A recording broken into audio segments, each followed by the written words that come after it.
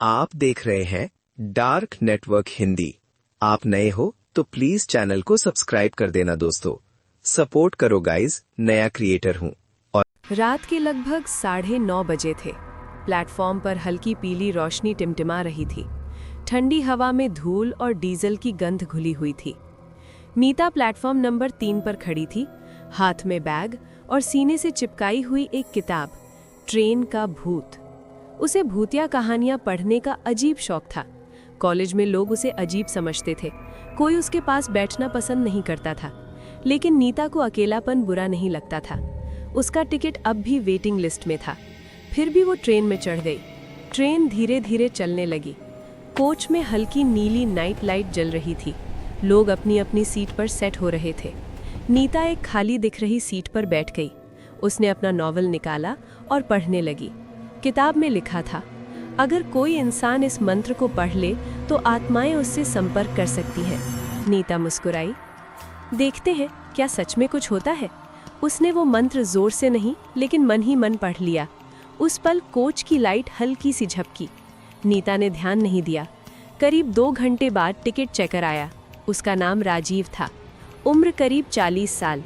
Ticket दिखाइए। नीता ने ticket दे दिया। राजीव ने भौहें चढ़ाईं। ये तो वेटिंग है, पूरी रात ऐसे ही बैठना पड़ेगा।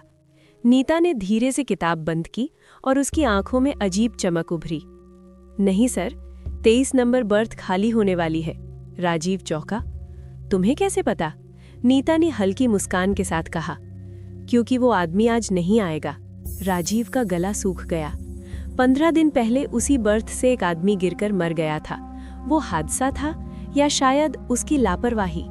और फिर नीता ने धीरे से कहा, सिर्फ 1200 रुपए के लिए किसी की जान लेना अच्छी बात नहीं है सर। राजीव का चेहरा सफेद पड़ गया। राजीव आगे बढ़ गया, लेकिन उसके हाथ कांप रहे थे। कुछ मिनट बाद उसे लगा कोई उसके पीछे खड़ा है। वो मुड़ा, नीता। लेकिन अब उसका चेहरा पहले जैसा नहीं था। बाल बिखरे हुए, आंखों का काजल फैला हुआ, चेहरे पर अजीब सी मुस्कान। मुझे सब पता है। अचानक कोच की लाइट तेजी से झपकने लगी। हवा का झोंका अंदर आया और अगले ही पल राजीव चीखता हुआ ट्रेन की खिड़की से बाहर लटका हुआ था। यात्री चीखने लगे। कोई पास जाने की हिम्मत नहीं कर रहा था। राजीव रस्सी के सहारे बाहर लटक रहा था। उसकी उंगलियां फिसल रही थीं। बचाओ! लेकिन सबकी नजरें मीता पर थीं। वो बिल्कुल शांत खड़ी थी। उसके हाथ में वही नॉवेल थी। कोच के कोने में एक भिक्षु बैठे थे। अब तक आंखें बंद किए ध्यान कर रहे थे। उन्होंने आंखें खोली, धीरे धीरे नीता के पास आए। तुम उसे छोड़ दो, न्याय होगा। नीता की आंखें पल भर के लिए काली पड़ गईं। भिक्षु ने आंखें बंद की और कुछ मंत्र बुदबुदाए। उन्हें एहसास हुआ, शक्ति इस लड़की में नहीं, उस किताब में है। अचानक भिक्षु ने किताब छीन ली। नीता जोर से चीखी। किताब को खिड़की से बाहर फेंक दिया गया। जैसे ही किताब दूर हुई, नीता जमीन पर गिर पड़ी। उसी क्षण राजीव का हाथ फिसला, वो नीचे गिर गया।